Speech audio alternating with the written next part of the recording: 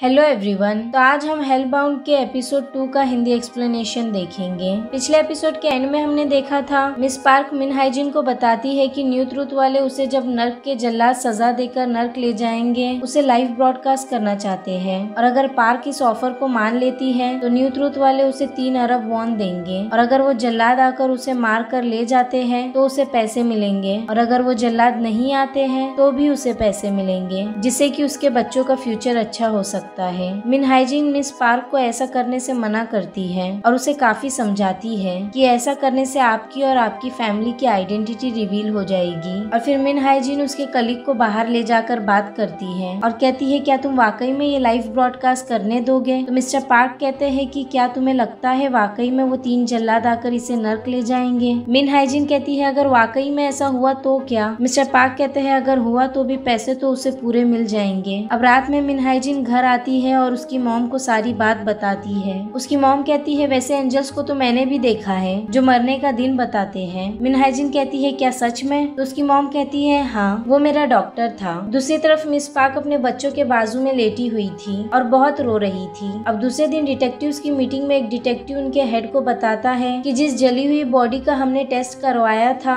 वो असल में जिंदा है ही नहीं। उसका हेड कहता है हम सब ने उसे भागते हुए देखा था। अब ये सब मैं मेरे हेड को कैसे समझाऊं? तभी किम को मिन हाइजिन का कॉल आता है और वो वहाँ से निकल जाता है। अब हम चेयरमैन यून को देखते हैं। डिटेक्टिव जिम उसके पास जाकर कहते हैं किसी को जान से मारने की धमकी दी गई है, पुलिस को तो इन्वॉल्व होना ही था। जिम कहता है मुझे नहीं पता था न्यू ट्रूथ के पास इतना पैसा है। चेयरमैन यून कहता है असल में हमारे बहुत सारे मेंबर्स हैं और उसमें से कई सारे बहुत पैसे वाले हैं। तभी मिन हाइजिन आती है और वो सब घर के अंदर जाते हैं। अब मीटिंग में मिन हाइजिन कहती है किसी भी तरह बच्चों की पहचान बाहर नहीं आनी चाहिए। चेयरमैन कहता है हम इतने भी बुरे नहीं हैं, तो इसकी चिंता तुम मत करो। अब लाइव ब्रॉडकास्ट का सेटअप पास ही के एक घर में किया जाता है जहां मिस पार्क को टाइम पर आना होगा। अगर चैनल वाले इंटरेस्टेड होंगे तो वो भी इसे लाइव दिखा सकते हैं। मीटिंग के दौरान चेयरमैन यहाँ वहाँ देखने लगते हैं। वो मिस पार्क से उनके बच्चों के बारे में सवाल करने लगते हैं और मिस पार्क आंसर देने में काफी नर्वस हो रही थी, इसलिए मिन हाइजिन उन्हें कहती है आपको सारे सवालों के जवाब देना जरूरी नहीं है, जिस वजह से उन्हें नर्क ले जाया जा रहा है। अब मीटिंग खत्म हो जाती है और वो सब अपने अपने रास्ते निकल जाते हैं। इस मीटिंग के बाद चेयरमैन यून भी बिना आइडेंटिटी रिवील करे पब्लिक में अनाउंस करते हैं और ये लाइव स्ट्रीम वाला शख्स सभी को बताता है कि एक और इंसान की भविष्यवाणी की गई है जिसकी मौत को लाइव दिखाया जाएगा, यानी हम सब देख सकते हैं कि कैसे वो नर्क के जल्लाद आकर इसे ले जाएंगे। अब ये तो किसी को नहीं पता था कि भविष्यवाणी किसकी की गई है, मगर हम यहाँ डिटेक्टिव उनपायो को देखते हैं जो कि उसकी दूसरी आईडी से लॉगिन करते हैं और मिस पार्क और उनके बच्चों की आइडेंटिटी रिवील कर देते हैं। क्योंकि यून पायो भी एरोहेड का बहुत बड़ा सपोर्टर था, इसलिए वो मिस पार्क और उसकी फैमिली की आइडेंटिटी पब्लिक में रिवील कर देता है। लाइव स्ट्रीम वाला शख्स ये इन्फॉर्मेशन देखकर पागल हो जाता है और बिना सोचे समझे मिस पार्क और उनके बच्चों की आइडेंटिटी रिवील कर देता है और वो इन्हें सबके सामने पापी कह रहा था। अब क्योंकि इस शख्स के लाइव स्ट्रीम में काफी सारे लोग थे और उन लोगों को अब मिस पार्क और उनके बच्चों के बारे में मालूम पड़ गया है, तो एरोहेड के मेंबर इन पर अटैक कर सकते हैं। अब डिटेक्टिव जिम घर आते हैं और देखते हैं कि उनकी बेटी हीजोंग घर पर नहीं है। वो उसे कॉल कर पूछते हैं तुम कहाँ हो, अब तक घर क्यों नहीं आई?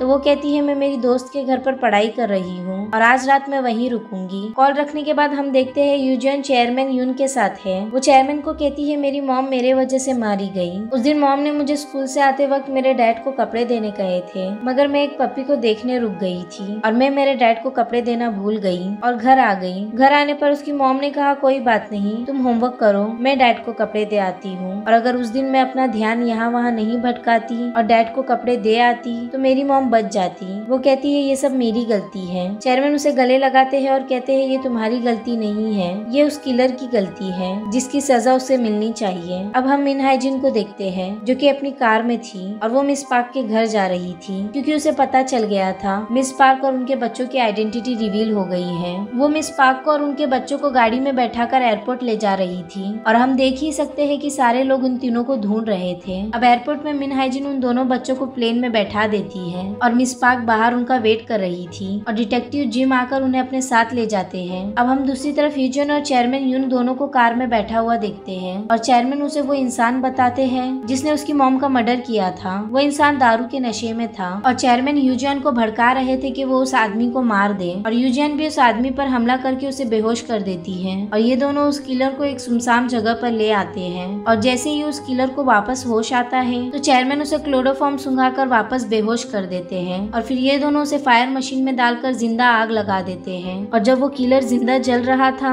और जोर जोर से चिल्ला रहा था तो यूजॉन रोती भी है और जोर जोर से हंसती भी है, क्योंकि आज फाइनली उसकी मॉम के किलर की मौत हो गई। अब अगले दिन पुलिस को उस किलर की बॉडी मिलती है जिसकी लोकेशन के बारे में शायद चेयरमैन ने बताया होगा और ये बात मीडिया को भी पता चल जाती है। और डिटेक्टिव जिन न्यूज में देखते हैं कि उनकी वाइफ के किलर की मौत हो गई है। जिन का बॉस उससे पूछता है क्या इसमें तुम्हारा हाथ है? डिटेक्टिव जिन कहता है नहीं, बिल्कुल नहीं, कल तो मैं मिन हाइजिन के साथ एयरपोर्ट में था। उसका बॉस कहता है तुम इस मामले से दूर रहो। अब वो लाइव स्ट्रीम वाला बंदा फिर से सभी को बताता है कि 6 साल पहले एक डिटेक्टिव की वाइफ का मर्डर हुआ था और उस कातिल की कल रात मौत हो गई और आज ही 3 बजे पार्क को लाइव ब्रॉडकास्ट किया जाएगा, इसलिए सारे डिटेक्टिव्स काफी बिजी थे। इसी बीच एरोहेड के मेंबर इनके ऑफिस पर हमला कर देते हैं और सभी को मारने लगते हैं, क्योंकि उनके हिसाब से पुलिस वाले ईश्वर के कामों में दखल दे रहे हैं। पुलिस भी एरोहेड के मेंबर्स को मारती है, मगर इसमें बहुत से पुलिस ऑफिसर जख्मी हुए थे। इसके बाद हम शहर को देखते हैं जो कि पूरा सुनसान था, क्योंकि 3 बजे मिस पार्क का डेमोन्स्ट्रेशन था। इसे देखने के लिए काफी भीड़ जमा हो गई थी और बहुत सारे न्यूज चैनल वाले भी मौजूद थे जो कि इस डेमोन्स्ट्रेशन को कवर करेंगे। यहाँ हम कुछ वीआईपीज को देखते हैं जिन्होंने फ्रंट सीट बुक किया था बहुत सारा पैसा देकर, ताकि वो पार्क के श्राप को करीब से देख सके। और उन लोगों ने खुद की आइडेंटिटी छुपाने के लिए मास्क भी लगाए थे। डिटेक्टिव जिम और उनकी टीम भी यहाँ मौजूद थी, ताकि अगर वाकई में वो 3 मॉन्स्टर्स आकर पार्क को मारे तो ये लोग उन तीनों मॉन्स्टर्स को पकड़ सके। और मिन हाइजिन भी यहाँ उनके कलीग के साथ थी और काउंटडाउन होने लगता है। सभी की नजर मिस पार्क पर थी और जैसे ही 3 बजते हैं हम सबको किसी के आने की आवाज आती है। एपिसोड 3 देखने के लिए चैनल को सब्सक्राइब कर लीजिए और वीडियो पसंद आया हो तो लाइक और कमेंट जरूर करना। मिलते हैं एपिसोड 3 में।